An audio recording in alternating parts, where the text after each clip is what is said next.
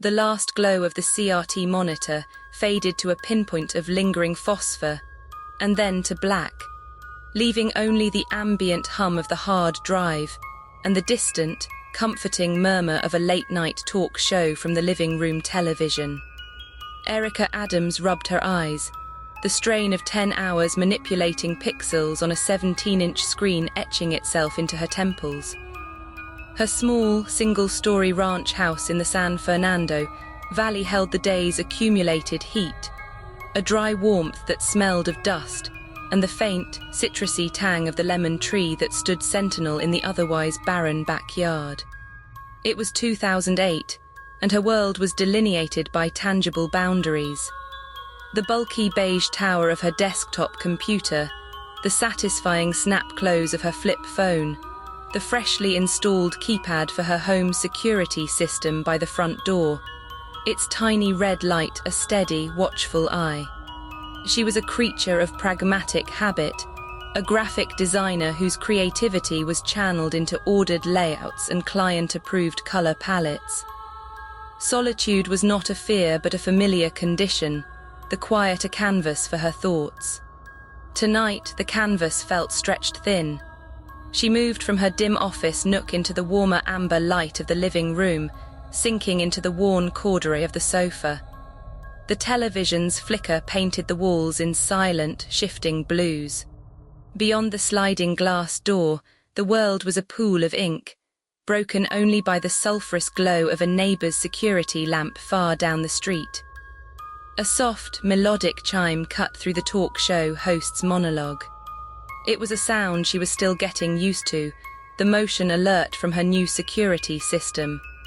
A glance at the cable box clock showed 2:17 a.m. A sigh escaped her, a release of mild annoyance.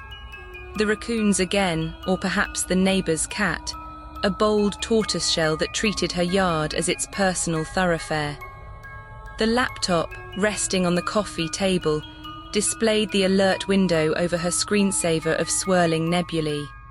With a resigned click, she opened the linked video file. The footage loaded, a window of grainy, monochromatic green. It was the view from camera 3, mounted under the eaves, pointing across the cracked concrete patio toward the dry lawn and the lemon tree. Night vision rendered the world in a ghostly negative, shadows pooling like oil, highlights bleached and stark. For a few seconds, there was nothing but the slight tremor of a breeze in the upper branches of the tree. Then a blur of motion at the very edge of the frame, swift and directionless. Probably the raccoon, she thought, already moving to close the window. But habit, a designer's compulsion to examine details, made her pause. She dragged the timeline cursor back a few seconds and pressed play again. The blur shot from right to left, too fast for an animal. She clicked again, rewinding further, and then advanced frame by frame with the tap of the arrow key. The digital video, compressed and artifact-laden, made the movement a series of juddering stills. One frame, empty patio. The next, a distortion in the pixelated grass. The third, a shape. Erica leaned forward, the corduroy of the sofa crunching softly. She squinted at the screen. The shape was upright, tall. It stood perfectly still beside the slender trunk of the lemon tree, a stark vertical against the horizontal lines of the fence.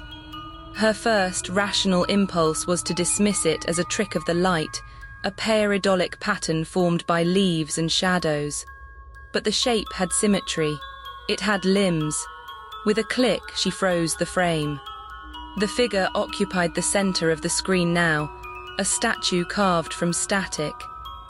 It was spindly, its proportions elongating into something that skirted the edge of anatomical possibility. The limbs were too long, the joints suggesting angles that made the mind recoil. It faced away from the camera toward the side fence, but its posture was utterly, unnervingly still. The night vision green should have been uniform, but it was. The creature's surface, its skin, or whatever passed for it, seemed to leach the color from its surroundings. A sickly violet-grey hue bled into the monochrome green around its form, a digital bruise, a corruption of the expected palette.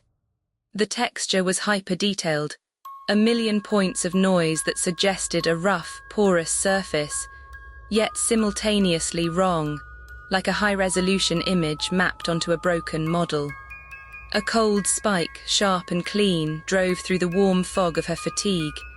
It was not fear, not yet. It was the profound disquiet of witnessing a fundamental error, a glitch in the logic of her quiet, bounded world.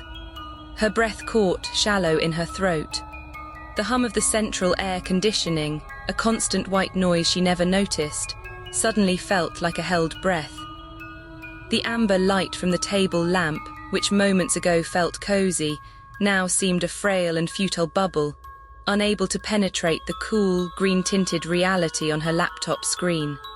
As she stared at the frozen figure, this digital shadow in the night, and for the first time, the walls of her ranch house felt not like a barrier, but like a thin shell.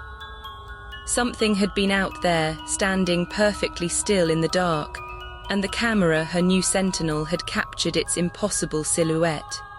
The alert chime's melody now echoed in her memory, not as a notification, but as a summons. Morning sunlight, harsh and unforgiving, baked the pale stucco of the house and bleached the cracked concrete of the patio to a blinding white. The lemon tree stood innocuous in the clear light, its branches casting ordinary, shifting shadows. Erica stood at the sliding glass door, a mug of cooling coffee in her hand, and surveyed the scene. The night's dread felt absurd now, a phantom conjured by fatigue and pixelated shadows. It had been a trick of the light, a bizarre artifact of the new camera's compression algorithm. She was a rational person. She dealt in observable data. Returning to her desk, the bulky CRT monitor hummed to life with a rising tone. She navigated to the saved clip from 2:17 a.m., the file name a bland string of numbers and dates. In the daylight, with the familiar clutter of her workspace around her, Wacom tablet, scattered thumb drives, a wilting succulent, she could dissect it clinically. She opened the video in a basic editing program, the timeline stretching across the bottom of the screen. She played it at normal speed. The blur was there, swift and unsettling, but the frozen frame she'd captured last night now seemed less definitive. Maybe a shrub distorted by motion. She zoomed in on the timeline, magnifying the seconds around the event, and began advancing frame by frame with a precise tap of the right arrow key. Click, empty patio. Click, a smear of pixels in the lower right quadrant. Click. The figure was there, not emerging, not walking into frame, simply present. One frame it was absent, the very next it occupied space beside the tree trunk. Erica's breath hitched. She reversed, played the two frames in a loop. Absence. Presence, there was no transition, no movement blur between points A and B. It was a staccato jump, a corrupted splice in reality's film strip. She examined the subsequent frames where the figure stood still. Its stillness was not peaceful. It was the terrible, loaded stillness of a paused video. Then, when it eventually vanished from the frame later in the clip, it did so with the same unnatural grammar. In one frame it was there. In the next, it was not at the tree but several feet closer to the house, its form slightly distorted, as if the pixels themselves had struggled to render its relocation. Its movement wasn't fluid. It was a series of jumps, a glitching teleportation that made her stomach tighten. A hoax. It had to be. Someone with video editing skills, perhaps a bored former client with a grudge, could have fabricated this. She spent 2 hours scouring nascent online forums and the clunky, slow-loading pages of early social media, searching for mentions of similar footage, for digital ghost stories, for any precedent. She found nothing but blurry photos of dust orbs and shaky clips of distant lights. Nothing matched the specific, chilling wrongness of her clip, the violet-grey leaching, the staccato appearance. The rationalization began to curdle as the sun dipped behind the roof, casting long, distorted shadows that mimicked the figure's elongated limbs. She rechecked the camera's physical housing, finding it secure, the lens clean. She rebooted the entire DVR system. The process felt like a ritual, a futile attempt to reset a world that had subtly shifted off its axis. That night, the house felt different. The central AC's hum, once background noise, now sounded like the steady, mechanical breath of the building itself. She tried to lose herself in mindless television, but her gaze kept flicking to the laptop, silent on the coffee table. The digital clock on the cable box ticked over to 1:0 a.m., then 2:0. A tense vigilance settled into her bones. At 2:43 a.m., the melodic chime sliced through the silence. Her heart was a frantic drum against her ribs. This time she didn't wait. She lunged for the laptop, opening the alert. It was camera 3 again. The footage loaded. The first few seconds showed the empty patio, the lemon tree, the stucco wall at the edge of the concrete. Then a jump, not a blur, but a literal frame-to-frame jump.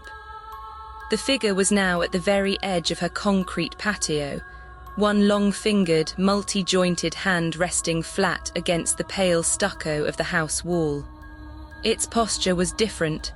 Its torso was twisted slightly toward the camera, and its head was tilted at an acute, broken neck angle. The sickly violet-grey aura was more pronounced, a halo of corruption that seemed to push back the night vision green.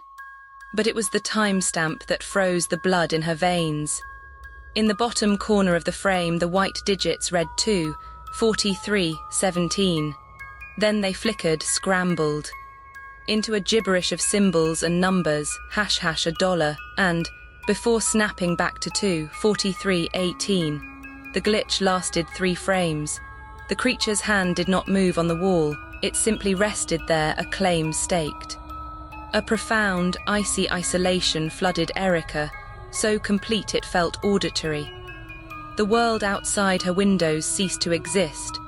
There was only this glowing rectangle and the thing on it, its tilted head seeming to consider the lens, to consider her watching from the silent living room. This was no raccoon, no software bug.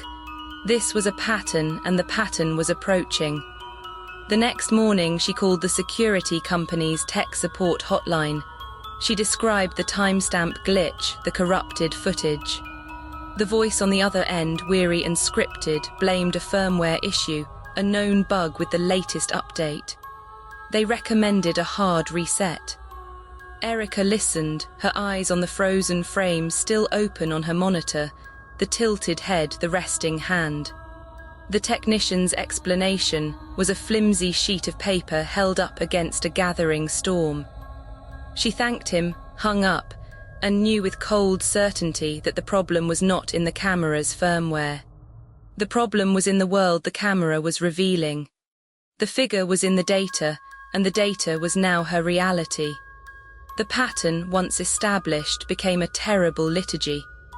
Over the next 3 nights, the chime was a nightly sacrament, a sound that now pulled Erica from a thin, anxious sleep into a state of cold, wide-awake dread.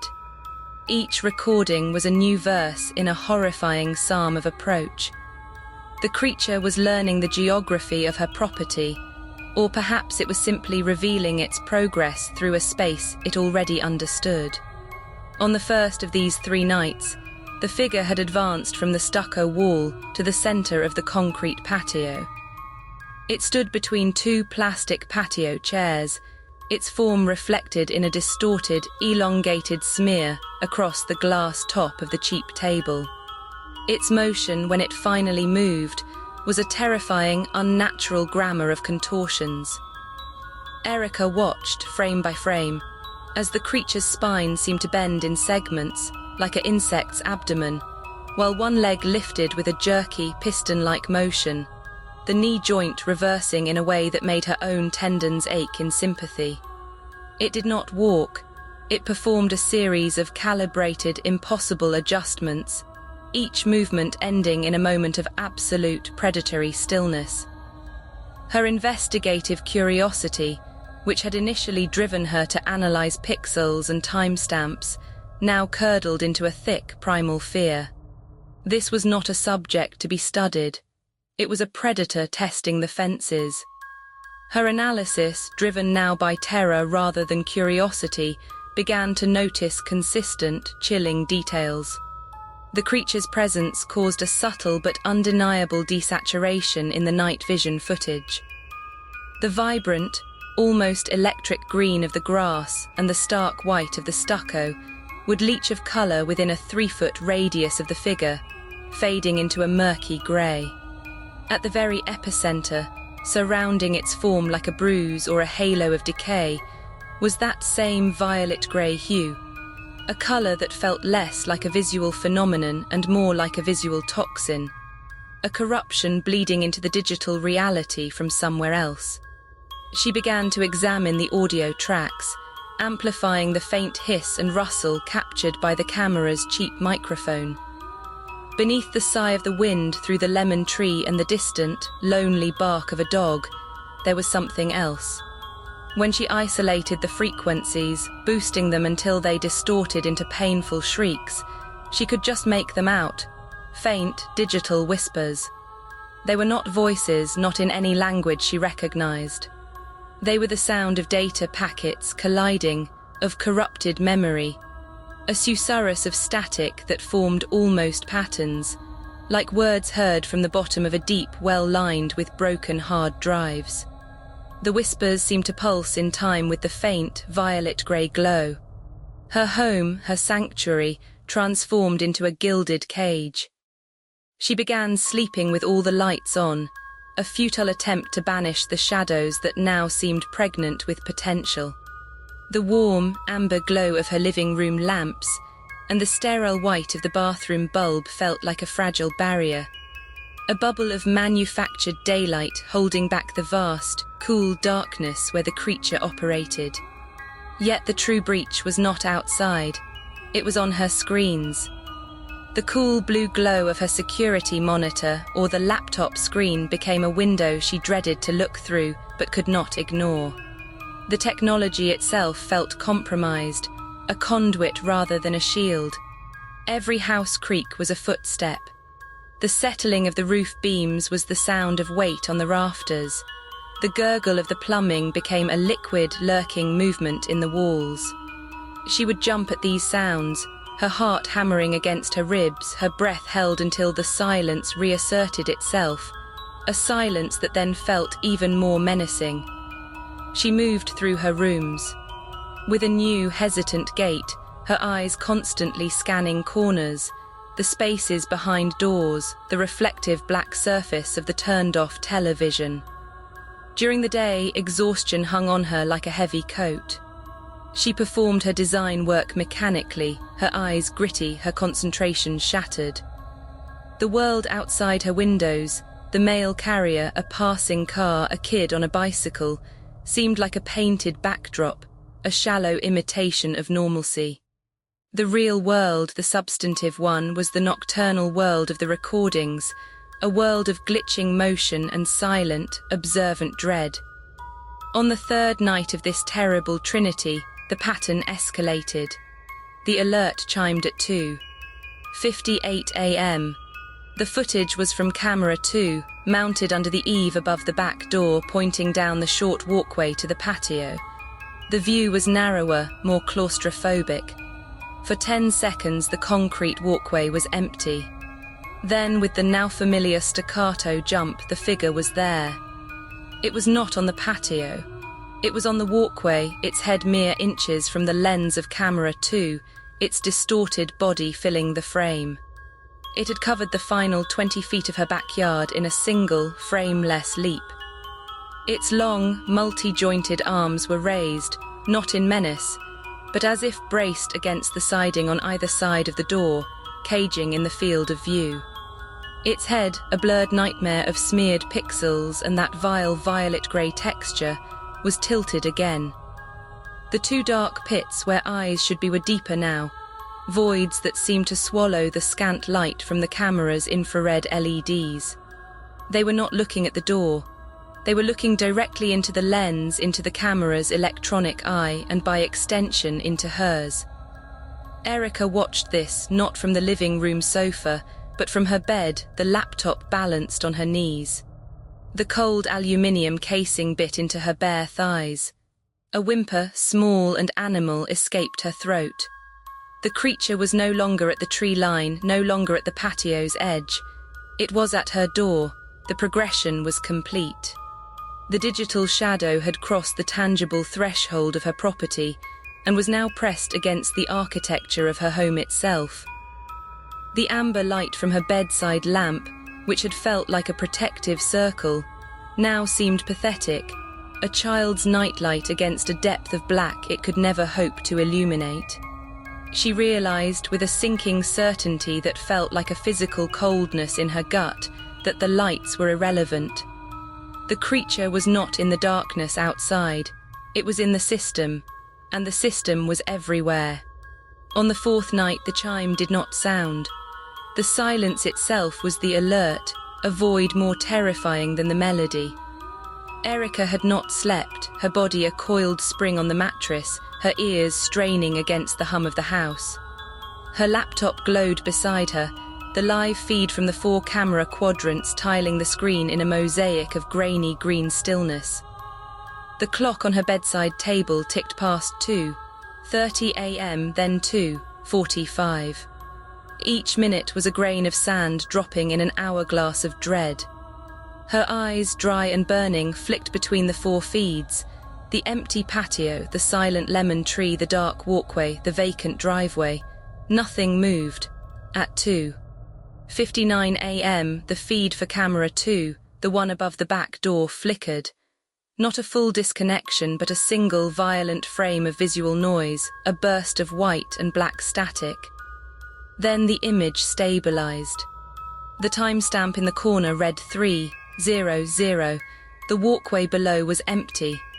Erica leaned closer, her breath fogging the screen for an instant before she wiped it clean. Had it been a glitch, a power surge? Her hope was a frail, fleeting thing, crushed a second later as the figure resolved into existence. It did not jump into frame from the edges. It manifested in the center of the walkway, directly in front of the back door, its back to the camera. It was closer than ever before, so close that the camera's wide-angle lens distorted its already impossible proportions, making its shoulders hunch and swell. For 3 heartbeats, it stood motionless. Then, with a slow, deliberate contortion that made Erica's own spine ache in sympathy, it began to turn. The turn was not smooth. Its upper torso rotated in a series of minute-clicking adjustments, while its lower body remained fixed, a violation of physical law rendered in silent, digital fidelity. Its face came into view. The glass pane of the back door's upper section was a dark mirror in the night vision, reflecting the camera's own infrared LEDs as 2 demonic red dots. The creature pressed its face against this glass. The features were a blurred nightmare, smeared by the reflection and the compression artifacts, yet horrifyingly specific. There was a suggestion of a nose that was too flat, a mouth that was a mere slit, pulled taut over nothing. But it was the eyes, or the lack of them, that held Erica in a vice of pure terror. Where eyes should have been were 2 dark pits, deeper than shadow voids that seemed to absorb the infrared light and give back nothing.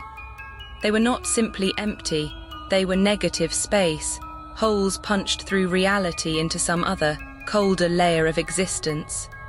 And they were not looking at the door or the handle or the kitchen beyond. They were looking directly up into the camera's lens. The angle was perfect, calculated. It was looking at the watcher. The timestamp in the corner of the feed flickered again. 03:00:1. Then it scrambled, dissolving into a cascade of alphanumeric garbage. %7JK#9 before the entire feed froze. A still image of that pressed, observing face burned onto her screen. Erica's blood turned to ice slurry in her veins. She was paralyzed, the cold aluminium casing of the laptop biting into her sweating palms. Her own breath sounded deafening in the silent bedroom. The frozen image was bad enough, a digital tombstone marking this new, intimate violation. But it was the live reality, the world outside the screen, that delivered the final, sanity-threatening blow. From the direction of the kitchen down the short hallway came a sound. A soft, dry, physical tap. It was the sound of a single knuckle, or something like a knuckle, rapping once against the outside of the back door's glass pane. Not a bang, not a scrape. A polite, almost inquisitive tap. The exact spot where the face had been pressed in the frozen footage. The sound was not loud, but in the absolute silence of the house, it was as sharp as a gunshot. It was undeniably real, a vibration in the wood and glass, a sound that travelled through air and not through speakers. It was a bridge thrown across the abyss between the digital and the physical. Erica's body broke its frozen state with a violent, full-body flinch. Her knee jerked up, striking the bottom of the laptop, which wobbled precariously on the comforter. A choked gasp escaped her lips. She stared at the bedroom doorway down the dark hall toward the kitchen, her ears ringing in the aftermath of that single definitive sound. She waited, every muscle taut for the sound to repeat. A second tap, a scrape, the shattering of glass. Only silence answered. The frozen face on her laptop screen seemed to mock her. The scramble of the timestamp was a signature, a claim of ownership over that moment. It had known she was watching live. It had performed for her, and then it had announced its physical presence just outside the barrier of her home. The creature was no longer just an image in the data. It was an entity that could interact with her world on both sides of the lens. Moving with the slow, stiff care of a bomb disposal expert, Erica slid out of bed. Her bare feet touched the cool hardwood floor. She did not dare turn on a light. The glow from the laptop was her only illumination, casting her trembling shadow against the wall. She padded to the bedroom doorway, peering down the hall. The kitchen was a pool of deeper darkness at the end. The back door was there, a rectangle of slightly lesser black, its curtain pulled shut. She inched forward, her heart a frantic bird against her ribs. Each creak of the floorboard beneath her weight was a thunderclap. She reached the kitchen threshold. The room was cold, colder than the hallway. The air felt still and thick. Her eyes were fixed on the curtain over the door's window. Nothing moved behind it. No shadow, no shape. Driven by a need for a weapon, for any semblance of control, she turned to the block of knives on the counter. Her hand closed around the handle of the largest chef's knife. The weight of it was a small, cold comfort. She then turned back to the kitchen table, where her laptop's power cord was tethered. With careful, silent movements, she retrieved the computer, brought it to the table, and sat down in a hard-backed chair facing the back door. She placed the knife on the table beside her, within instant reach. The frozen feed was still displayed. She closed the window. The quad view of the live feeds returned. Camera 2's feed was now black, with a red, signal lost icon pulsating in the center. The other 3 feeds showed nothing but empty, static-laced normality. She did not move from that chair for the remaining hours until dawn. She sat perfectly upright, her left hand resting on the cool metal of the knife handle, her right on the touchpad, cycling through the working camera views every few seconds. Her eyes never left the screen, except for fleeting, terrified glances at the curtained door. The house around her held its breath. The only sounds were the faint hum of the refrigerator and the occasional, distant rush of a car on the main road, sounds from a world that now felt impossibly remote.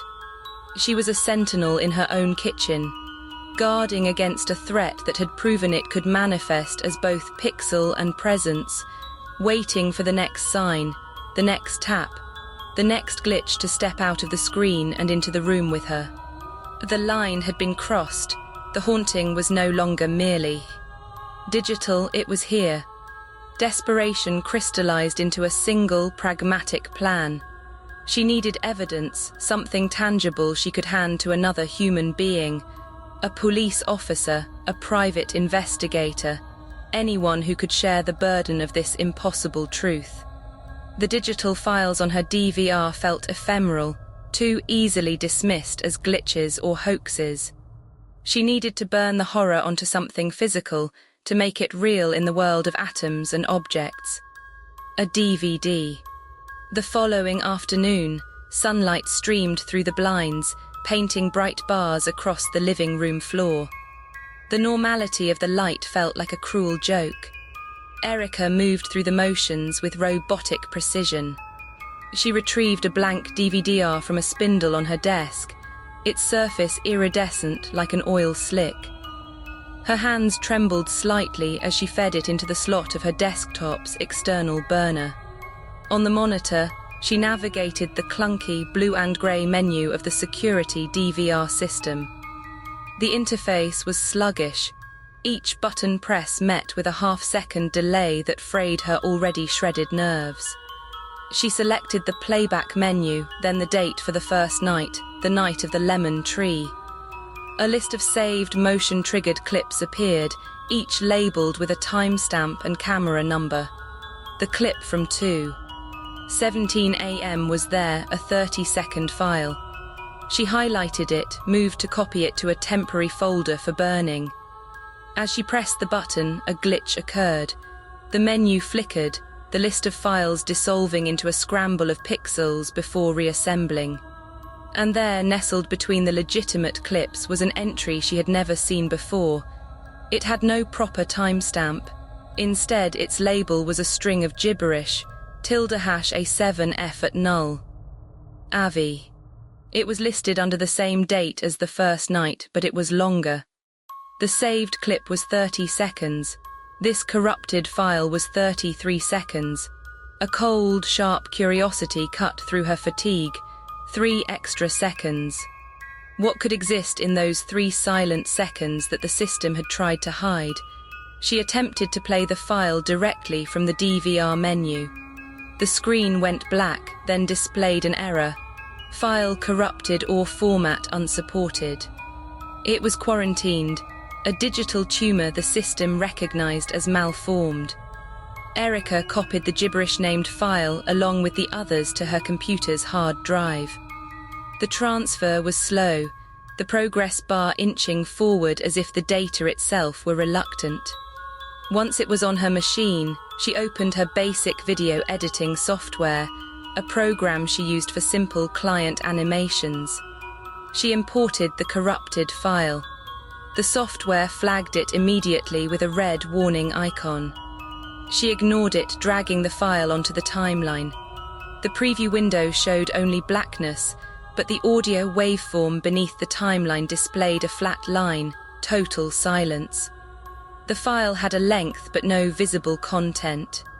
She began the tedious process of attempted restoration.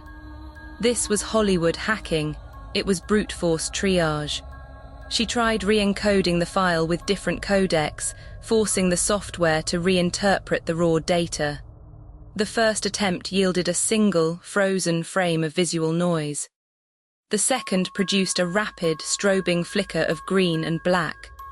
On the third try, using a legacy codec meant for very old digital cameras, the software finally managed to stitch together a sequence.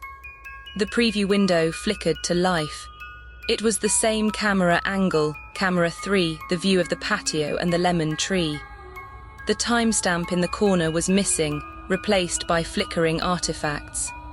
The footage began exactly as the saved clip did. An empty patio, the tree, the stillness of 2:17 a.m. But this version started 3 seconds earlier. For the first 2 of those 3 seconds, nothing changed. Then, in the 3rd second before the figure would appear by the tree, the camera's perspective did something impossible. It panned, just a slight, jerky shift to the left. The DVR cameras were fixed, they did not pan or tilt. Yet the frame moved, as if the viewpoint itself had been hacked, swinging to peer not at the backyard but into the house. Through the sliding glass door, past the vertical blinds that were parted just a few inches, the camera's night vision gaze penetrated the living room. The view was grainy, the green monochrome rendering her familiar space in alien tones. There was her sofa, the corduroy texture smoothed into a flat plane. There was the coffee table, her laptop open upon it. And there, sitting on the sofa, was a figure in a dark robe, herself seen from behind, her silhouette hunched over the laptop screen. She was watching the initial alert, the one she had dismissed as a raccoon. The one that showed the figure by the lemon tree. But she was not alone in the room. In the hallway that led from the living room to the bedrooms, a shape occupied the darkness just beyond the reach of the living room light. It was a warped silhouette, tall and spindly, its outline shimmering with a crawling, pixelated distortion. It stood perfectly still, its form glitching subtly. A shoulder would flicker an inch to the left, its head would vanish for a single frame and reappear slightly tilted. It was not facing the hallway. It was turned toward the living room, toward the back of the sofa, toward her unaware self on the screen. It was inside her house. The restored footage held this image for 3 silent, chilling seconds.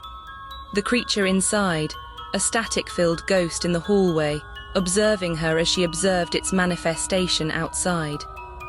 Then, with a violent digital cut, the perspective snapped back to the fixed backyard view just as the figure appeared outside by the lemon tree. The violation was not sequential, it was simultaneous. The approach had been a feint, a theatrical distraction. While she had been fixated on the external threat, the entity had already been standing in her home, a silent witness to her own investigation. Erica's hand flew to her mouth, stifling a dry heave. The horror did not crash over her in a wave. It infiltrated, seeping into the foundations of her memory. That first night she had felt a profound isolation, a sense of being watched. She had attributed it to the image on the screen, but the feeling had been literal, physiological. Her subconscious had registered the presence in the hallway, the pressure of those void pit eyes on her back, while her conscious mind was preoccupied with the digital decay outside. The creature hadn't been approaching for 4 nights. It had been inside from the very beginning, moving through her home, studying her reactions, perhaps even causing the cameras to show her what it wanted her to see. The safety of her walls, the logic of doors and locks, was a fiction it had already bypassed. The corruption wasn't just in the file. It was in the timeline of her own experience, rewriting her understanding of every fearful moment. She had been living alongside it, a rat in a maze, thinking she was watching the walls from the center, never realizing the experimenter was already in the maze with her, taking notes from the shadows. The revelation did not arrive as a shock, but as a slow, chilling seep, like water finding every crack in a dam. Erica sat before the monitor, the restored footage looped in silent, horrific perpetuity. The figure in the hallway glitched in its 3 seconds of stolen time, a phantom made of corrupted data and absolute malevolence. Her mind, already frayed, began to unravel the implications with a terrible, lucid precision. Every shadow in her home ceased to be an absence of light and became a potential host. The deep gloom under her bed, the darkness inside the coat closet, the corner behind the living room armchair, each was no longer empty. Each could be holding that same warped silhouette, perfectly still, watching with those light-absorbing pits. She reviewed all the archived footage again, but now with new eyes, a new dread coloring her perception. She was not looking for an approach, she was looking for an occupancy, and she found it. In the clip from the second night, when the figure had its hand on the stucco wall, she noticed something she had missed. A faint, blurred shape in the small hallway mirror visible through the open bathroom door in the background. It was just a smudge of darker grey against grey, but its proportions were wrong. It was there for 2 frames. On the third night's footage from the living room camera, the door to her office, which she distinctly remembered closing before going to bed, was shown ajar by a precise 3-inch gap. In the black slit beyond, nothing moved. But the gap itself was an accusation. The creature's sickly violet-grey pallor, once confined to the digital realm, began to seep into her perception of her physical surroundings. The afternoon light through the blinds took on a faint, jaundiced tint. The white stucco of her walls seemed to hold a memory of that corrupt hue. Even the leaves of the lemon tree outside, viewed through the sliding glass door, appeared less vibrant, as if the entity's presence in the data had somehow leached the vitality from the very light that illuminated her world. Her home was no longer a sanctuary. It was a contaminated zone, a set it shared with an invisible cohabitant. She needed to hear a human voice to break the spell of solitary terror. Her flip phone, a clamshell of faded blue plastic, felt like a lifeline. She flipped it open, the keypad glowing a soft, friendly green. She scrolled to her friend Maya's number, a contact from a life that felt years distant. She pressed call and held the phone to her ear. The familiar electronic chirp of connecting rang once, twice. Then, instead of Maya's voicemail greeting, the sound dissolved into a rush of digital noise, a harsh, grating static that contained within it the faint, whispering patterns she had isolated from the camera audio. It was the sound of the corrupted file-given voice. The signal bars on her phone's display dropped to 0, then flickered into a symbol she didn't recognize, a jagged glyph. She snapped the phone shut, the plastic casing clicking with a sound of finality. The isolation was now technologically enforced. The entity wasn't just in the cameras. It was in the signals, the transmissions, the very medium of connection. In the heavy silence that followed, the environmental sounds of her house, once a comforting symphony of normalcy, reconfigured themselves into something sinister. The refrigerator's hum in the kitchen was no longer a steady drone, but a rhythmic, pulsing vibration, like the idle of some vast mechanical lung. The distant, cyclical rush of traffic on the main road became a timed cadence, a backdrop against which other, subtler sounds could hide. The creak of the roof beams was no longer random settling. It was a response to shifts in weight, a tracking of movement she could not see. The sounds felt orchestrated, a blanket of auditory camouflage expertly woven to mask the specific, glitching footsteps of the thing that shared her space. She realized, with a clarity that was almost philosophical, that the entity was not merely appearing on her technology. It was interacting with her through the technology, using it as an interface. The cameras were its eyes. The corrupted files were its messages. The signal interference was its way of closing the circle, of ensuring the experiment remained controlled, the subject in perfect isolation. She was not being haunted by a ghost in the machine. She was being studied by an intelligence that used the machine as its laboratory, and her home, her life, her fear were the specimens under its void black gaze. The walls were meaningless. The doors were irrelevant. The only barrier left was the thin, fragile lens of the cameras themselves. And she knew, with a certainty that settled in her bones like frost, that barrier was the next to fall. The recorded archives became a museum of a past horror, now obsolete. The creature ceased to appear in any saved clip, in any motion-triggered file Erica could review at her leisure. The DVR's hard drive, once a logbook of dread, now contained only empty stretches of grainy, uneventful green footage, patio, walkway, driveway, all hauntingly still. The silence of the archives was not a reprieve. It was a tightening of the noose. The entity had graduated from recorded evidence to live performance. It now existed only on the live feed, manifesting solely when she was watching in real time, as if it required her conscious observation to solidify from the static. This new phase turned her vigilance into a torturous ritual. She would sit before the tiled quad view on her laptop, the 4-camera perspectives glowing in the dark of her living room, and wait. The clock would crawl past midnight into the hollow hours. Her eyes, gritty with exhaustion, would scan each quadrant, the lemon tree, the back door, the side yard, the front walk. Nothing. Then, without preamble or glitch, it would be there. It never appeared in the backyard anymore. It stood inside her home. The first time she had been nodding off, her chin dipping toward her chest, when a shift in the light on the screen snapped her awake. On the feed for camera 4, a wide-angle view of the hallway from the living room toward the bedrooms. A shape now occupied the center of the frame. It was the creature, rendered in the grainy green monochrome of the night vision, standing motionless exactly where the corrupted file had shown it weeks before. Its back was to the lens, its spindly silhouette a stark vertical in the narrow corridor.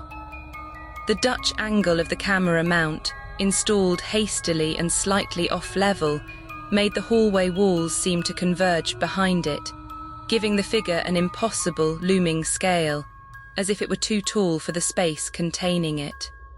Erica's breath caught. She stared, waiting for it to move, to turn. It did not. It simply stood, a statue of malignant data, for 17 minutes. Then, as she blinked, it was gone. Not a fade, not a jump captured in the recording. It simply ceased to be in the live view, vanishing between one refresh of the digital stream and the next. The appearances followed no schedule, only a cruel logic of escalation. It would be in the kitchen feed, facing the camera from the center of the linoleum floor, its head tilted at that broken angle. It would be in the living room view, standing beside her sofa, one long-fingered hand nearly brushing the corduroy fabric. The Dutch angles conspired to magnify its presence. In the kitchen, the skewed perspective made it seem to lean over the countertops, dominating the room. In the living room, the tilted frame made its outstretched fingers appear to scrape the ceiling. The creature was using the optics, the very distortions of her security system, to amplify its menace, to warp the digital representation of her space around its own impossible form. The absolute certainty that it was aware of. Her watching in real time was the core of the horror. She would look away from the screen to rub her eyes, and when she looked back, it would have shifted its posture minutely. Its head now tilted the other way, a hand raised an inch higher. It was reacting to her attention, a puppet whose strings were her own terrified gaze. The line between observer and observed dissolved. She was not watching a recording of a past event. She was participating in a present silent dialogue with something that lived in the latency between data packets. One night the culmination arrived. The clock read 3:18 a.m. Erica was slouched in the living room armchair, the laptop on the ottoman before her. The quad view glowed. The hallway feed was empty. The kitchen feed showed the silent stove. The bedroom feed displayed her rumpled, vacant bed. The living room feed, camera 1, mounted high in the corner opposite her chair, showed her own room from a dispassionate, elevated angle. There she was, a small, hunched figure in the armchair, lit by the laptop's cool glow, a tiny island in the sea of darkened furniture. And then it was with her. On the living room feed, in the space between the coffee table and the television stand, the creature resolved into being. It stood facing the camera, its form filling the center of the frame. The Dutch angle made it appear to be leaning forward, its upper body colossal, its head looming toward the lens. Its violet-grey aura was a visible smear in the night vision, a blot of wrongness in the green. For a long moment it was still, its void pit eyes fixed on the camera's electronic iris. Then, with a slow, deliberate fluidity it had never before exhibited, it raised its right arm. The movement was smooth, horrifically graceful, the multiple joints of its limb articulating in a sequence that was both alien and precise. Its long, spindly hand unfolded, a collection of too many fingers extending. It pointed. The tip of its index finger aimed directly at the lens, a stark accusation in the pixelated gloom. Erica's blood turned to ice. She was frozen in her chair, her own image on the screen a pathetic mirror of paralysis. The creature held the pose, its digit aimed at the camera's glass eye. Then, with a slight, almost imperceptible adjustment of its wrist, it shifted the angle of its point. Its finger moved a few degrees to the right, no longer targeting the lens itself, but a spot just off camera, a space in the room the camera could not see. The spot where she sat. The line between recorded and real, between digital representation and physical reality, did not just blur, it shattered. The creature on the screen was not pointing at a camera. It was pointing at her through the camera, triangulating her position in the dark room from its place within the feed. It saw her. It knew exactly where she was. The live feed was not a window. It was a two-way mirror, and the thing on the other side had just tapped the glass, identifying its subject. A soundless scream built in Erica's chest, a pressure that threatened to crack her ribs. The terror was absolute, a white-hot nova of primal fear that obliterated thought. Her rational mind, her designer's eye for detail, her weeks of grim analysis, all of it vaporized in the face of this direct, intimate address. The entity had finished its remote observations. It was now making contact. Her body moved before her mind could command it. A raw, guttural cry tore from her throat as she lunged forward, not away, but toward the source of the violation. Her hands, curled into fists, slammed down onto the laptop's keyboard. The plastic casing creaked. The image on the screen, the pointing figure, her own cowering form, jumped with the impact. But it was not enough. The pointing finger remained, a silent digital indictment. With a frenzied, desperate strength, she seized the edges of the laptop and wrenched it upward from the ottoman. The power cord ripped free from the wall with a spark. She raised the glowing rectangle above her head, the creature's image now tilted crazily. And with all the force of her terror, she brought it down, screen first, onto the sharp, hard corner of the oak coffee table. The impact was a cacophony of shattering plastic and fracturing glass. The screen exploded inward, a spiderweb of black cracks radiating from the point of impact, snuffing out the grainy green feeds in an instant. A final dying flicker of light pulsed in the ruins of the LCD, and then darkness reclaimed the space. Shards of screen and plastic skittered across the floor. The laptop's body, now a grotesque husk, clattered to the rug, a thin wisp of acrid smoke rising from its broken heart. Erica stood over the wreckage, her chest heaving, her hands stinging from the impact. The only light now came from the dim, ambient glow of a street lamp filtering through the blinds. The room was silent save for her ragged breaths. The pointing finger was gone, the quad view was gone, the live feed was terminated. She had smashed the monitor, shattered the window, severed the connection. In the sudden, profound quiet, broken only by the ringing in her ears, she waited for the consequence. The silence that answered was deeper than any she had ever known, a vacuum where digital whispers had once hummed. It was the silence of a bridge burned, of a line crossed not by the creature but by her. She had destroyed the interface. Now there was nothing standing between her and whatever existed on the other side of the glass. The aftermath of the violence was a vacuum. Shards of plastic and glass littered the rug around the coffee table like the remains of a shattered insect husk. A thin, acrid wisp of smoke curled from the broken laptop casing, carrying the scent of burnt silicon and ozone, the death smell of the digital world.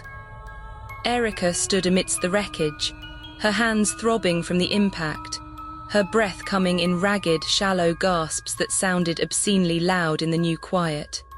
The cool glow of the street lamp through the blinds painted the room in stripes of pallid grey, but the central source of light, the pulsing heart of her nightmare, was gone. She had killed the screen. For a long moment she simply stood, her body trembling with the aftershock of her frenzy. The silence was not an absence of sound. It was a presence, a thick woolen blanket smothering the room. It was heavier than the hum of the refrigerator, deeper than the distant traffic. It was the silence of a severed nerve. She realized with a dawning icy clarity that she had grown accustomed to the underlying digital murmur of her life. The faint whine of the CRT, the hard drive seeking clicks, the whisper of the laptop's fan, the almost imperceptible hiss from the security system's keypad. All of it was gone. She had powered nothing down gracefully. She had ripped the spine from the system. The house was electronically dead.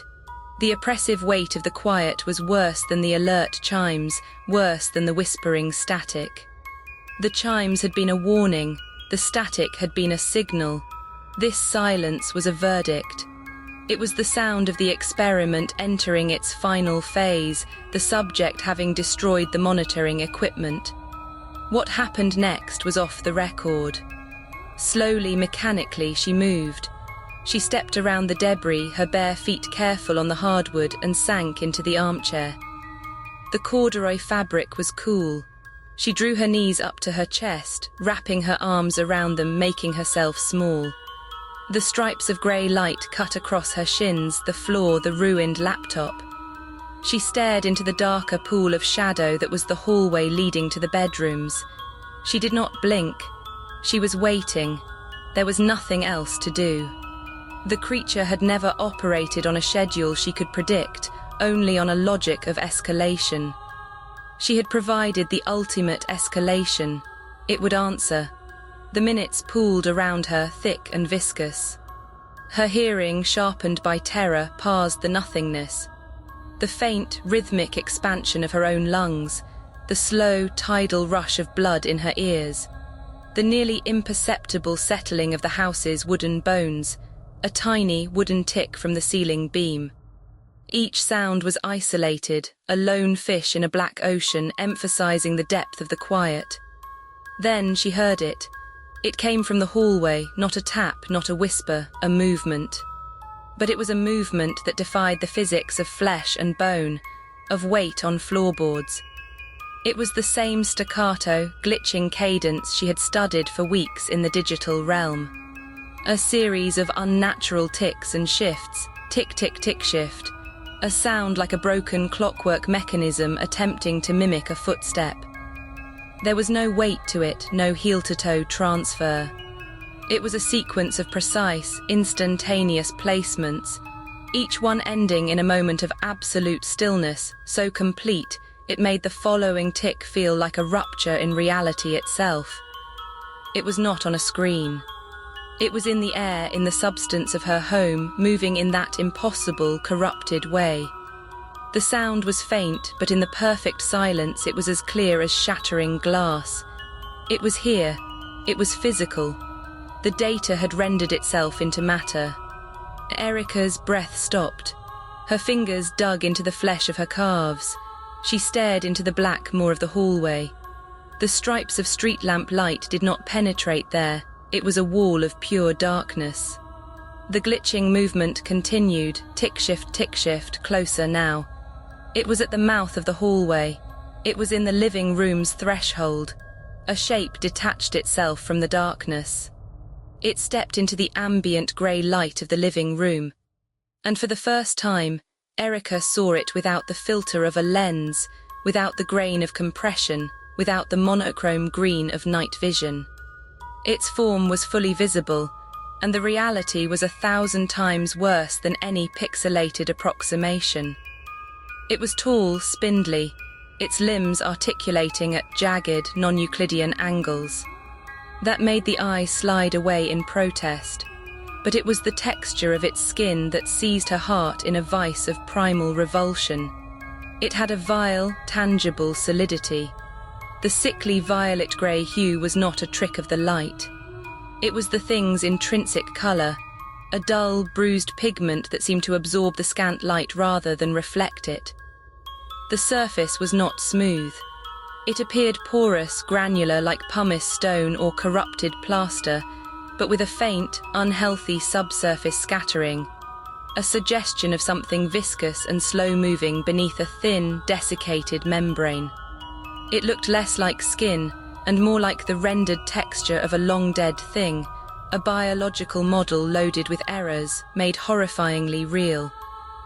It was utterly, disgustingly tangible, a thing that occupied space with a density that warped the air around it.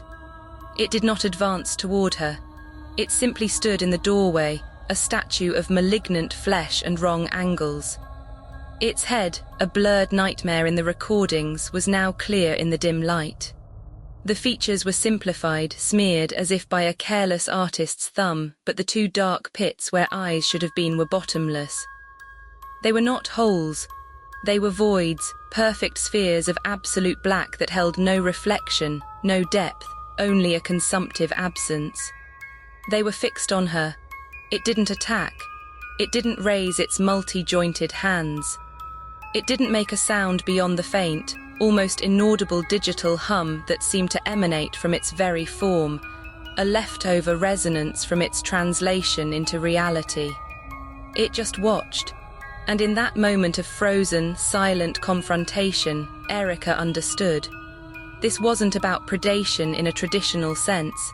It wasn't a monster come to rend and consume. The approach, the recordings, the live feeds, the pointed finger, it had all been a process. Observation, documentation, analysis. She had been the subject of a study conducted by an intelligence that used her own technology as its microscope, her fear as its primary data set. Her reactions, the curiosity, the analysis, the terror, the final violent rejection of the interface, had all been logged. The creature's study was complete. It had parsed her completely. Now it had rendered itself into her reality, not to enact some final, bloody climax, but to witness the ultimate data point, her response to its unmediated presence, the conclusion of the experiment. A silent scream built inside Erica's chest, a pressure so immense it felt her ribs would splinter. It filled her throat, a solid, burning column of pure, wordless terror, but no sound escaped. Her vocal cords were locked, frozen by a terror so absolute it had bypassed fight or flight and settled into a perpetual catatonic present. Her eyes, wide and unblinking, were fixed on the void pits of the creature's face. Her body was a statue in the armchair, a perfect specimen of terminal fear. The creature observed her frozen scream, its head tilted, replicating the gesture from 100 digital frames. But this time the movement was accompanied by a sound. Not a crack of bone, but a dry, crystalline snap fizz, like thick ice breaking over a void, or a glass monitor fracturing in slow motion. It was the sound of reality itself straining at the seams where it touched this rendered thing. The tilt was an acknowledgement, a final notation. Then, without a glitch, without a sound, it simply stepped back into the darkness of the hallway. The violet-grey form dissolved into the shadows, leaving no trace, not even a memory of the glitching footsteps. The faint digital hum faded into the profound, waiting silence. Erica did not move. She did not breathe. She sat in the armchair, her silent scream etched onto her face, her eyes staring at the empty doorway.